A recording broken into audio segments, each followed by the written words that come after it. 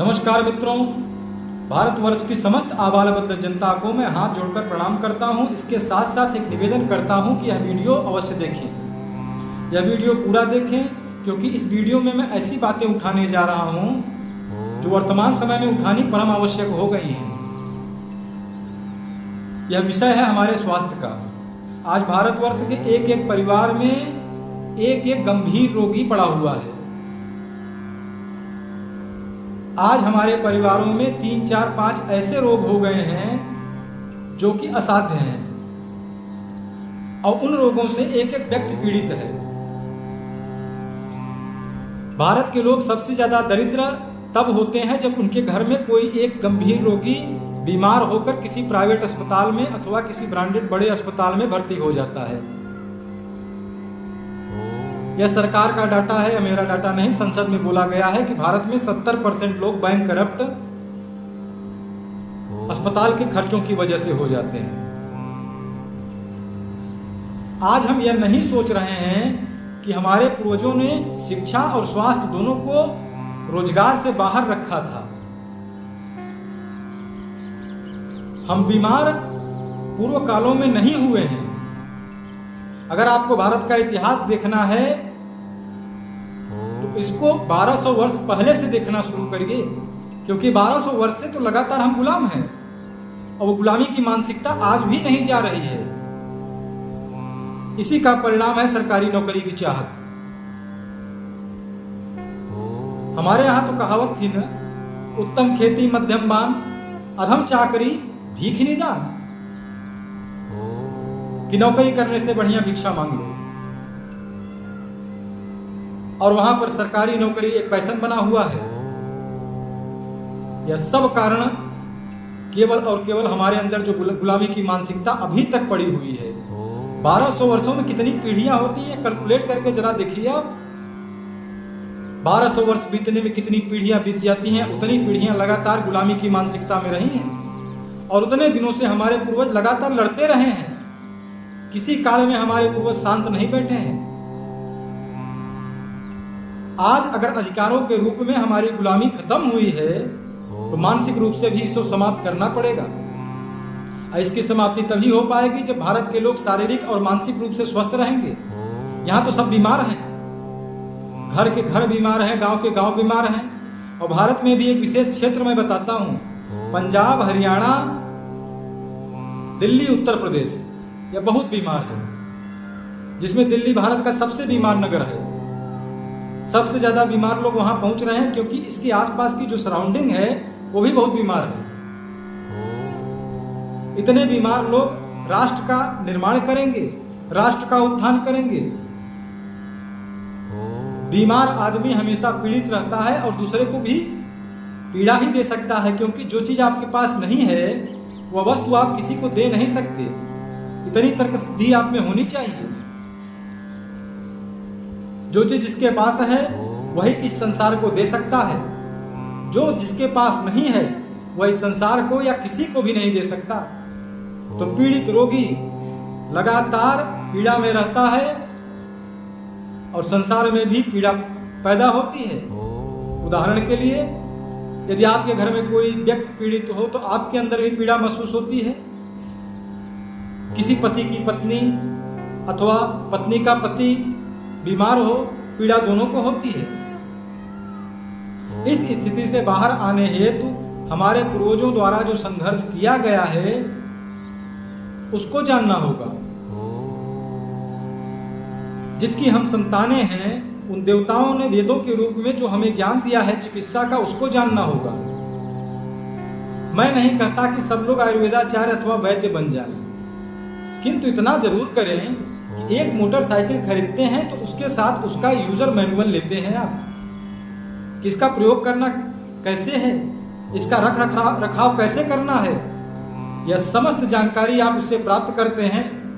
कितने की माइलेज देगी, 1 लीटर पेट्रोल में या कितना चलेगी, एक रोटी खाकर आप कितना चलेंगे, आज तक पता लगा पाए। इस शरीर की सर्विसिंग कब, कैसे, कहां से करनी है आपको पता है। इस शरीर में कितने तरह के मल निकलते हैं आपको पता है। हमारे यहाँ अथर्ववेद में 2 ही तरह के रोग और 3 दवाएं, या कुछ भाषाकारों ने 3 तरह के रोग और 2 दवाएं यह निरूपित किया है। यह ज्ञान आज समाप्त क्यों हो गया? आज लाखों तरह के रोगी हो गए हैं, फिर भी रोग लगातार बढ़ता चला जा रहा है। रोज एक नई बीमारी का खोज हो रहा है। मानव मस्तिष्क की यह क्षमता नहीं कि यह सारे रोगों को याद रख सके। ऐसी स्थिति में आप क्या करेंगे? चलिए, आप तो अपना जीवन काम भर का जी चुके हैं। आपकी आने वाली पीढ़ियां, उनकी स्थिति क्या होगी? आंख के सामने दिख रहा है, फिर भी आप उसको महसूस नहीं कर पा रहे हैं, उसका बोध आपको नहीं हो रहा है। जिस नरक में आप अपनी आगे आने वाली पीढ़ियों को ढकेल रहे हैं, उस नरक की दृष्टि आप में है? देखें जरा वो नरक कैसा है। आज जन्म लेने वाले बच्चे मधुमेह के रोगी हो जा रहे हैं, बवासीर के रोगी हो जा रहे हैं, थायराइड के रोगी हो जा रहे हैं, हृदय रोगी हो जा रहे हैं। स्वस्थ मनुष्यों का जन्म होना बंद हो चुका है। यदि स्वस्थ मनुष्य जन्म नहीं लेंगे तो इस मानवता को कौन संभालेगा? बीमार लोग, जो कि स्वयं किसी और पर आश्रित होंगे। स्व पर आश्रित व्यवस्था ही हमारी समाप्त हो रही है। आप सबको लगता है कि धर्म की उन्नति हो रही है। धर्म की उन्नति तब तक नहीं हो सकती जब तक उस धर्म को धारण करने वाले व्यक्ति स्वस्थ नहीं होंगे, शारीरिक और मानसिक दोनों स्थितियों में। आज स्थिति यहां आ गई है कि योग को हमने स्वस्थ रहने का साधन बना लिया है। चित्त की वृत्तियों को निरोध करने वाला योग अब बीमार को स्वस्थ कर रहा है।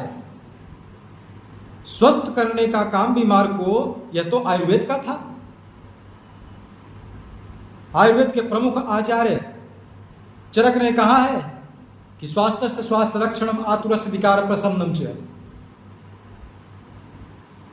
शरीर के रोगों का उपचार आयुर्वेद द्वारा और मन की वृत्तियों का नाश योग द्वारा। यह अज्ञान हमको कितनी गर्त में ले जाएगा पता भी है आपको? हमारे पूर्वज जो वर्ण व्यवस्था लेके चल रहे थे, उसके सबसे अग्रज ब्राह्मणों से मैं एक बात कहना चाहता हूं कि आप मनुष्य अथवा मानव की कैटेगरी में ही नहीं थे, क्योंकि मनुष्य वह है जो महाराज मनु की संतानें हैं, और ब्राह्मण मनु की संतान नहीं है, ब्राह्मण ब्रह्मापुत्र है। ब्रह्मा की संतानें ब्राह्मण हुई और मन की संतानें मनुष्य हैं। प्रलय भी आएगा तो मनुष्यों का नाश होता है, आपका नाश नहीं होता।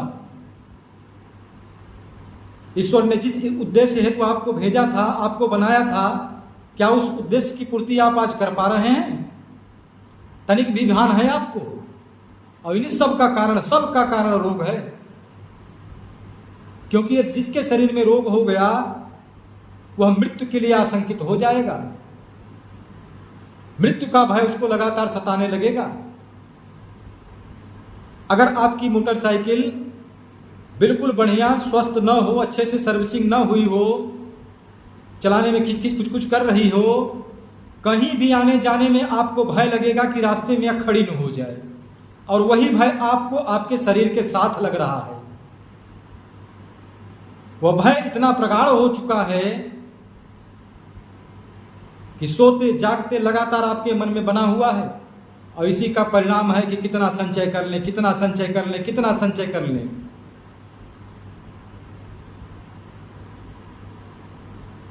आपकी आने वाली संतति अगर अयोग्य, अस्वस्थ और आलसी रहेगी, जितना संचय करना हो उतना कर लीजिए, कम पड़ जाएगा। जितनी आपकी वक़्त हो, जितनी आपकी क्षमता हो, आप एकत्रित कर लीजिए, कम पड़ जाएगा। पूरी धरती ही आपको संपदा के रूप में दे दी जाए तो उसको भी नष्ट कर देगा। क्यों? क्योंकि वो अपना जीवन ही नहीं चला पाएगा। पेट भरने के लिए परेशान हैं आप? जरा सा तर्क लगाइए, आज तक कोई पेट भर पाया है? अगर आपको जबरदस्ती बंदूक की सामने बंदूक की नाल सर में लगाकर और बैठा दिया जाए कि खाइए, जितना भोजन खा सकते हैं आप, जितना भोजन आप खा सकते हैं उतना खा लीजिए, इसके बाद भी 2 दिन बाद आपको भूख लग जाएगी और उस भूख से इतनी अथाह पीड़ा होगी कि भोजन करते समय वो पीड़ा नहीं हुई थी कि मेरा पेट फट जाएगा, लेकिन उस भूख से आपको इतनी पीड़ा होगी कि आपको ऐसा लगेगा कि मृत्यु हो जाएगी। कोई आज तक भर पाया है इसे? आपको इतना ज्ञान नहीं है कि 1 लीटर पेट्रोल में आपकी मोटरसाइकिल 80 किलोमीटर जाती है तो 4 रोटी में आपका शरीर कितनी देर तक काम करेगा, क्या काम करेगा? आधुनिक ज्ञान जिसे आप विज्ञान कहते हैं, वो भी आज तक आपको एक कैलोरी वाला फंडा समझा नहीं पाया है, और न ही आप उसके हिसाब से ही चल रहे हैं। उसके हिसाब से ही चल के देखिए। कहीं भी किसी चीज को ज्ञान के रूप में स्थापित किया गया है तो उसमें उतनी बुराइयां नहीं है जितना उसका प्रयोग करने वाले लोग हैं। जैसे इसी बात में आप देख लीजिए, ब्राह्मण को श्रेष्ठ कहना बहुत लोगों को बुरा लग गया। क्यों? क्योंकि ब्राह्मण को पता ही नहीं है कि वो उनसे अलग क्यों है। उसने अपने कर्म ऐसे बना दिए हैं कि उनमें और उनमें किसी में भेद नहीं रह गया है। शूद्रों से भी गिरी अवस्था में ब्राह्मण जीवन अगर बिता रहा है तो अपने पद से हट गया है। जिस प्रकार एक जिलाधिकारी अगर चपरासी का काम करने लगे तो यह समझ जाइए कि वो जिलाधिकारी नहीं, वो चपरासी हो चुका है। यह है हमारी वर्ण व्यवस्था। स्वास्थ्य को समझने के लिए हमको अपने वेदों की तरफ जाना होगा, वेद का उपांग आयुर्वेद की तरफ आना होगा, और वहां यही समझाया गया है कि यदि आपका शरीर स्वच्छ नहीं रहेगा, जितने तरह के 9 द्वार और 9 तरह के मल जो आपके शरीर से लगातार निकल रहे हैं, जब तक वो सुचारू रूप से नहीं निकलते रहेंगे तब तक आप स्वस्थ नहीं रहेंगे, क्योंकि आपके शरीर में कोई न कोई समस्या, कोई न कोई अवरोध, कोई न कोई विकृति उत्पन्न होती रहेगी। इस व्यवस्था को आप समझने का प्रयास करें। आपके शरीर में जो बाल निकलते हैं ये भी एक प्रकार के मल हैं। आपके शरीर में जो नाखून निकल रहा है लगातार, ये भी एक प्रकार का मल है। आपके शरीर से जो स्वेद निकल रहा है, आपके कान से जो मल निकल रहा है वैक्स के रूप में, यह भी एक प्रकार का मल है। आपकी आंखों से जो कीचड़ निकल रहा है, यह भी एक प्रकार का मल है। आपकी नाकों से जो श्लेष्मक निकल रहा है, बलगम निकल रही है, यह भी एक प्रकार का मल है। आप शौच में जो मलमूत्र का त्याग करते हैं उसको तो आप मल जानते ही हैं। इन सभी प्रकार के मलों का सदैव निकलते रहना, सही रूप से निकलते रहना, यह परम आवश्यक है। इस तरह के छोटे छोटे 10-12 विचार हैं, केवल उतने विचारों को आप समझ लें और उन विचारों की पूर्ति हेतु जो निर्देश हमारे पूर्वजों द्वारा दिए गए हैं उसका पालन आप करते रहें तो आप रोगी नहीं रह जाएंगे। आपके शरीर में चाहे जो भी जितना बड़ा नाम दे दिया हो विरोधी चिकित्सा पद्धति ने, वह रोग नहीं रह जाएगा। 2 से 3 महीना लगेगा, आपके शरीर का सारा रोग नष्ट हो जाएगा, चाहे वह रोग किसी भी उम्र में पैदा हुआ हो। मैं अपने आगे की वीडियो में इन सिद्धांतों को और इनसे जुड़ी हुई भ्रांतियों को लगातार बताने जा रहा हूं। आप सबसे निवेदन है कि मेरे साथ आप जुड़े रहें और एक स्वास्थ्य क्रांति हम प्रारंभ करते हैं। भारत के एक एक व्यक्ति तक इसको पहुंचाना आवश्यक होगा, क्योंकि आज बाजार ने जिस ज्ञान को ढक रखा है वह बाजार बहुत बड़ा नहीं है। बादलों की एक छोटी सी श्रृंखला सूर्य को ढक ले तो उसको बहुत बड़ा मानकर हिम्मत नहीं हारनी चाहिए। अज्ञान का स्वरूप बड़ा होता है, वह खुद बहुत छोटा होता है, क्योंकि अज्ञान की जड़ एक किसी छोटे कारण से जुड़ी होती है। इन सब बातों से मैं आपको निकाल दूंगा, यह मेरा वादा है, यह मेरी गारंटी है, क्योंकि हमारे पूर्वजों ने व्यवस्था आपके लिए कर रखी है। हमारे पूर्वजों ने आपको अनाथ नहीं छोड़ा है। कितनी बड़ी भ्रांतियां उत्पन्न की गई हैं, आपको यह ज्ञात ही नहीं है। इन सब व्यवस्थाओं से बाहर निकलना है तो इस स्वास्थ्य क्रांति के महायज्ञ में आप सब मुझसे जुड़ें और मेरे साथ चलने का प्रयास करें।